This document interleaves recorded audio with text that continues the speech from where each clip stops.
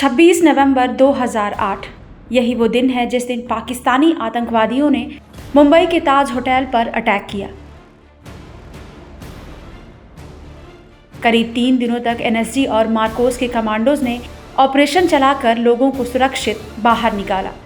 इसके बाद NSG commandos की तो काफ़ी बातें हुई, लेकिन मार्कोस कमांडो जिन्होंने ब्लैक टॉर्नेडो ऑपरेशन चलाकर ताज होटल से करीब 300 लोगों को सुरक्षित बाहर निकाला, उनकी जान बचाई थी, इनके बारे में कम ही बात होती है।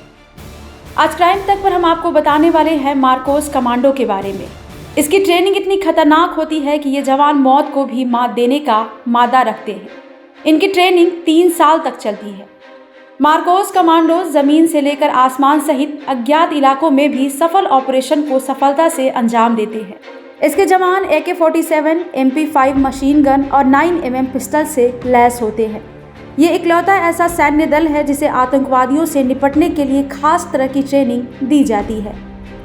आखिर क्या होते हैं मार्कोस कमांडोज, आइए आपको बताते हैं। साल 1987 में गठित हुई Marcos commando force Indian navy की एक स्पेशल फोर्स है। उस वक्त इस फोर्स की स्थापना आतंकवादियों और समुद्री लुटेरों को सबक सिखाने के लिए किया गया था। इस कमांडो के बनने के पीछे की एक कहानी ये भी है कि साल 1955 में भारतीय सेना बल ने ब्रिटिश स्पेशल बोट सर्विस की मदद से कोचीन में एक ड्राइविंग स्कूल की स्थापना की, जिसका लक्ष्य था आर्मी के लोगों को फ्रॉगमैन या कॉम्पिटेंट ड्राइवर बनाना।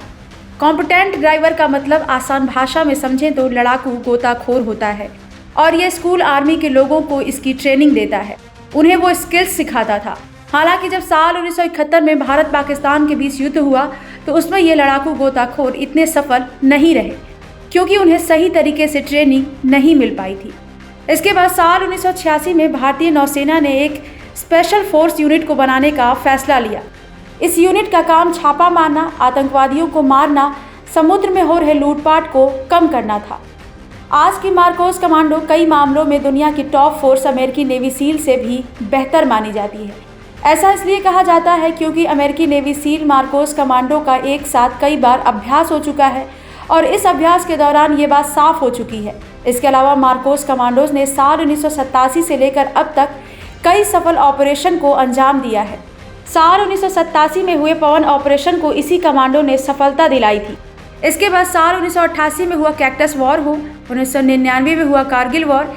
इसके अलावा भी कई ऐसे ऑपरेशन हैं जिसको मार्कोस कमांडो ने ही सफलता से अंजाम दिया है। अब बात करते हैं इनकी ट्रेनिंग के बारे में। कैसे होती है इनकी ट्रेनिंग, आइए आपको बताते हैं।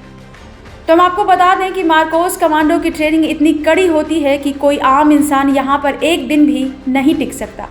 इस फोर्स में शामिल होने के लिए जवानों की 3 साल तक बेहद कड़ी ट्रेनिंग चलती है। इस ट्रेनिंग के दौरान 25 से 30 किलो तक का वजन उठाकर जवान कमर तक कीचड़ में धंसते हुए 800 मीटर की कठिन दौड़ पूरी करते हैं। यहाँ तक कि इन्हें जमा देने वाली बर्फ डुबा देने वाली समुद्र में भी कड़ी ट्रेनिंग कराई जाती है। कई बार तो ट्रेनिंग के दौरान इन्हें 8 से 10,000 मीटर की ऊंचाई से कूदा भी दिया जाता है। इसकी ट्रेनिंग इतनी कठिन होती है कि इस ट्रेनिंग में हिस्सा लेने वाला हर जवान इसे पूरी नहीं कर पाता। कई जवान तो ट्रेनिंग आधे में ही छोड़कर चले जाते हैं। कहा जाता है कि मार्कोस कमांडोज के साथ ट्रेनिंग के दौरान जिस तरह की शक्ति दिखाई जाती है वो किसी का भी हौसला तोड़ सकती है। ट्रेनिंग की शुरुआत में कई दिनों तक जवानों को सोने नहीं दिया जाता या कम सोने को मिलता है। कभी कभी ट्रेनिंग के दौरान 24 घंटे में से सिर्फ 4 घंटे ही सोने को मिलता है। जवानों को सुबह 4 बजे से देर शाम 4 बजे तक स्किल सिखाई जाती है। इस दौरान जवानों की पीठ पर 25 से 30 किलो वजन टंगा होता है। वहीं जवानों को कमर तक कीचड़ में धंसाकर 800 मीटर की दौड़ पूरी करवाई जाती है। कभी कभी तो ट्रेनिंग के दौरान ये भी होता है कि 24 घंटे में से सिर्फ 4 घंटे ही जवान सो पाते हैं। सारी ट्रेनिंग देने के बाद आखिर में इन्हें अमेरिका में नेवी सील के साथ ट्रेनिंग दी जाती है। इतनी प्रक्रिया के बाद ही कोई जवान मार्कोस कमांडो बनता है।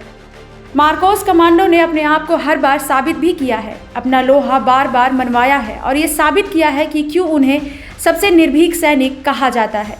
तभी तो इस साल श्रीनगर में G20 सम्मेलन की सुरक्षा की जिम्मेदारी भी मार्कोस कमांडो को ही दी गई थी। ब्यूरो रिपोर्ट, क्राइम तक।